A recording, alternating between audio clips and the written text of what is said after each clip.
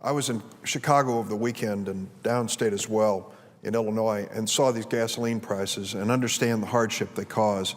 At a BP filling station in Chicago near Lawrence and Lakeshore Drive, I ran into a man who was a plumber who had a van and went from job to job. And he said it's not unusual for him to spend now over $100 a week on gasoline. And of course, that's taking away money that he could have brought home for his family. It's a real hardship on him. He kind of smiled and chuckled and said, but they do it to us every year, don't they?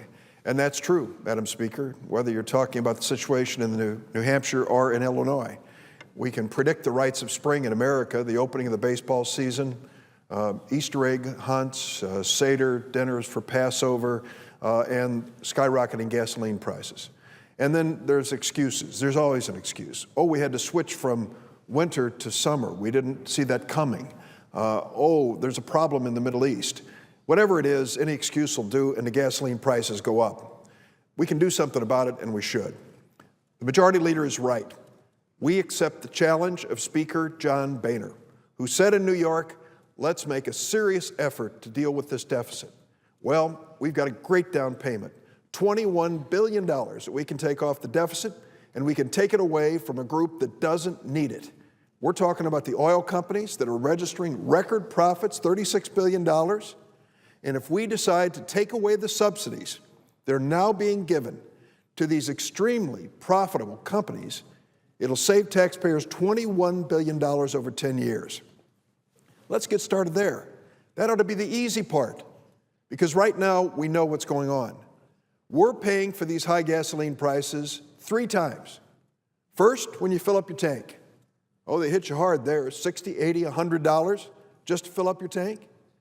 Second, because we're giving $4 billion a year in subsidy to the oil companies, taxpayers are being hit again. It isn't just what you pay at the gas pump, it's what you pay on April 15th. Part of that is going to the oil companies. But there's a third hit. Do you know where we get the money to pay the oil company subsidy?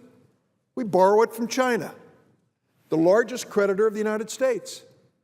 We are borrowing 40 cents for every dollar we spend. So out of the $4 billion that we're talking about that's going annually to these oil companies, 40% of it, about $1.6 billion, being borrowed every single year from countries like China.